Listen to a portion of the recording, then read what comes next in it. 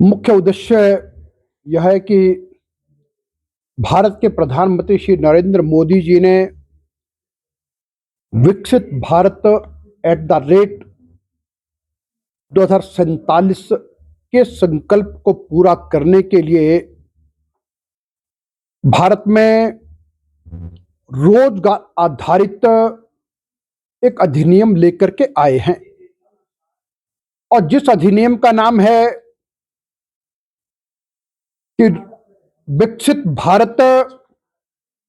Guarantee for रोजगार and आजीविका mission ग्रामीण, और जिसको छोटे में कहा जाए तो वीबीजी रामजी अधिनियम। अब राष्ट्रपति ने उस पर हस्ताक्षर कर दिए हैं और यह अधिनियम 2047 विकसित भारत के संकल्प को पूरा करने वाला है। और इसमें आज तक जितने भी इस प्रकार की योजनाएं बनी, जो अधिनियम बने, उन सभी का अध्ययन करके उनकी कमियों को पूरा करके और सशक्त सुदृढ़ इसको तैयार किया है, जिसके आधार पर अब आगामी आने वाले दिनों में यह अधिनियम देश में लागू होगा। और इस अधिनियम के अंतर्गत जो मुख्य बात ये कही गई है कि अब ग्रामीण क्षेत्रों में 100 दिन के रोजगार की बजाय 125 दिन तक किया जाएगा। और उसके उपरांत ये कहा गया है कि श्रम शक्ति का कृषि क्षेत्र के लिए कमी ना रहे, और इसलिए जब भी बिजाई और कटाई का काम होगा तो उस राज्य की सरकारें यह निश्चित करेंगे कि 60 दिनों तक मनरेगा के काम नहीं होंगे, लेकिन यह 125 दिन के काम चलते रहेंगे ताकि कृषि के क्षेत्र में भी काम हो।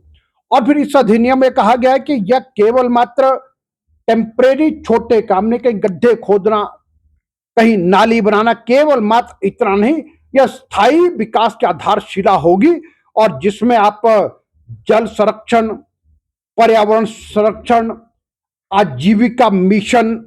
और इस प्रकार के जो स्थायी काम है उन सब कामों को भी करेंगे, और जिसके आधार पर यह कि ताकि गांव में आजीविका भी प्राप्त हो और विकास और इंफ्रास्ट्रक्चर भी मजबूत हो। कांग्रेस पार्टी का विरोध अधिनियम या योजना को लेकर के नहीं है। उन्हें कष्ट केवल मात्र इसका है कि जब हम इसको छोटे में पढ़ते हैं, वीवीजी राम जी, उनको लगता है राम जी कहां से आ गए, लेकिन उनको यह समझ नहीं आता कि राष्ट्रपिता महात्मा गांधी जब अंतिम समय था तो प्राण त्यागने से पहले का हे राम, राष्ट्रपिता महात्मा गांधी के आराध्य देव श्री राम थे। और आज मैं कहूंगा कि राम जी के नाम से कांग्रेस को इतनी परेशानी क्यों है। और मैं तो कहूंगा कि महात्मा गांधी जी की आत्मा तृप्त होगी, संतोष में होगी, क्योंकि बहुत बड़े महापुरुष थे, वे अमर हैं। उनको लगता होगा अब किसी ग्राम स्वराज निर्भर भारत की ऐसी योजना है जहां पर मेरे राम जी का नाम मुझसे ऊपर आ गया, तो मैं कहूंगा कि कांग्रेस पार्टी ने केवल मात्र गांधी जी का अपमान किया है। और मैं आज ये कहूंगा कि कांग्रेस पार्टी के संविधान की कॉपी निकाल के पढ़ो, किसी पंक्ति में नहीं लिखा है कि हम महात्मा गांधी के विचारों के आधार पर चलने को अनिवार्य करते हैं। कहीं पर यह शब्द नहीं लिखा है। और भारतीय जनता पार्टी महात्मा गांधी जी के विचारों पर चल रही है और अपनी पंच निष्ठा में भारतीय जनता पार्टी ने कहा है कि जहां हम राष्ट्रवाद, लोकतंत्र,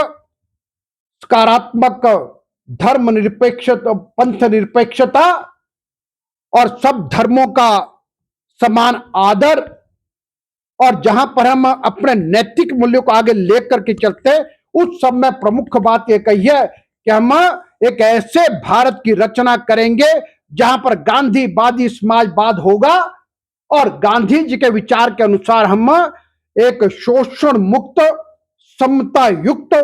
समाज रचना तैयार करेंगे। और कांग्रेस ने कहीं उनको स्थान नहीं दिया, केवल मात्र वोट के लिए। और जब उनको लगता है कि वे कहीं पर